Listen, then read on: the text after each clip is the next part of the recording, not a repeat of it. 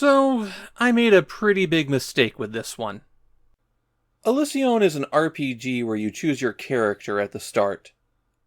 And I made my choice based on what I thought would be the most interesting to play through the whole game, not the one that could see the most content in the time I had to record. So I made effectively no progress here, spending almost all of my time grinding out levels in a small area. Well, live and learn. Maybe next time I have this choice, I'll remember to pick better. The title Elysion is actually a bit of a misnomer. It's supposed to be Elysium, the good afterlife in Greek mythology. This is one of those instances where a foreign word got a little bit scrambled going to Japanese, and then a little bit more scrambled going to a Latin alphabet. Elysion started as a PC 98 game, and from what I can tell, it made almost no impact there. And then when released on the Famicom, it also made almost no impact. The story in Elysion is pretty generic. There's a world with 5 continents, and they each have a different race on them. And then there was a Dark Lord who got defeated, but the Dark Lord is coming back. So now a champion from each of those races goes to the 5th continent to start their quest there to defeat the Dark Lord. At the outset, you have to select which of the 4 races you'll be. Conveniently, they all line up with RPG classes. Warrior, Wizard, Thief, Priest. Here's where I made my big screw-up. When you have a class selection, the guy who doesn't do anything except hit things is by far the easiest one to play as. I foolishly chose Wizard, thinking I could show off a bit more of the game's spell system. But the Wizard is very physically weak, and you're completely dependent upon physical attacks for the start of the game. I'm not even sure it would improve if I got further, but we'll get to that in a little bit. The very first thing you do in Elysion is turn around. You have to go into the building that you've apparently just exited and talk to the king. You can't talk to anyone else, just the king. The king needs you to recover 2 scrolls and a ring from the dungeon. The dungeon that's conveniently located in the same building. After you talk to the king, you're able to talk to the queen and princess, though they can't do anything for you at the moment. And then you head next door to go check out the dungeon. Elysion is often described as an action RPG, but it really isn't. Enemies only move while you do, similar to Rogue, or Super Hot. Wait, I can't reference Super Hot if I'm talking about retro gaming. So, similar to Rogue. When you bump up against one, and you do have to be right up against them, you can press the A button to swing your sword. In the upper left, you've got your hit points, your magic points, and damage. And that damage is both the damage you take from enemies, and the damage you deal to enemies. So you can swing your weapon and see what numbers pop up in the upper left. I said that you have to be right next to enemies to hit them, but I need to make it very clear that that is literally right next to them, as in 0 pixels between you.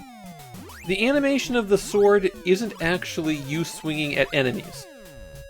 Another way that Elysion is not an action RPG. It's just indicating that you're attacking whatever you're next to.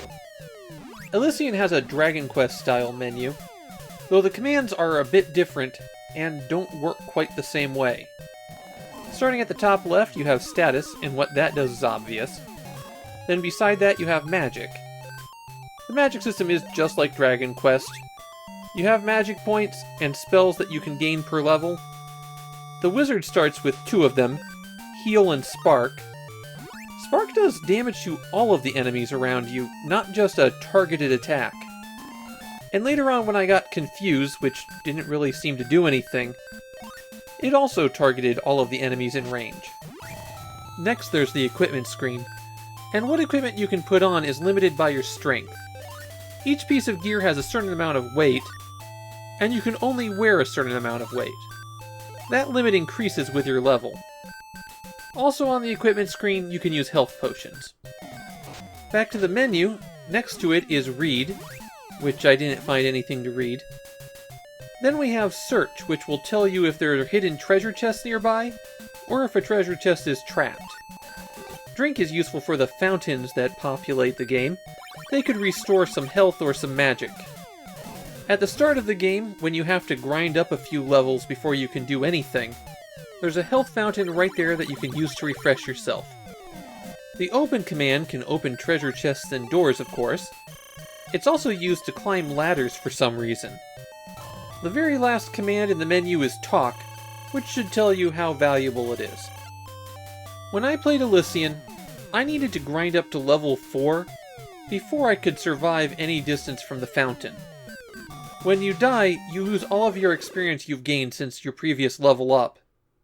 So that can be pretty annoying. Once I could finally explore further in the dungeon, I could check out some treasure chests, go down to this magic fountain, and then I stepped on this teleporter when I didn't know what it did. That got me stuck in a maze where skeletons spawned that could kill me in one hit. I took advantage of the fact that enemies despawn if they go off the screen, and I managed to work my way around to this hidden door that I couldn't manage to bash open. I managed to recover 2 of the scrolls by the time I had to stop, though not the ring. And that was an enormous problem, because until you complete the first quest, you can't use inns, and inns are how you get your password. Inns are also how you can sell off things that are filling up your limited inventory spaces. Inns are how you're supposed to replenish your health and magic, too. So I was about an hour and a half into the game, and I couldn't save my game. If I had to pick one word to describe Elysion, it would be off-kilter.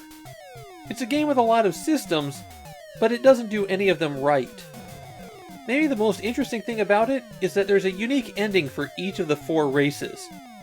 The thing is, I don't know anyone who could tolerate this game long enough to get all 4 endings. It's not the worst thing on the Famicom, but Elysion is still very mediocre.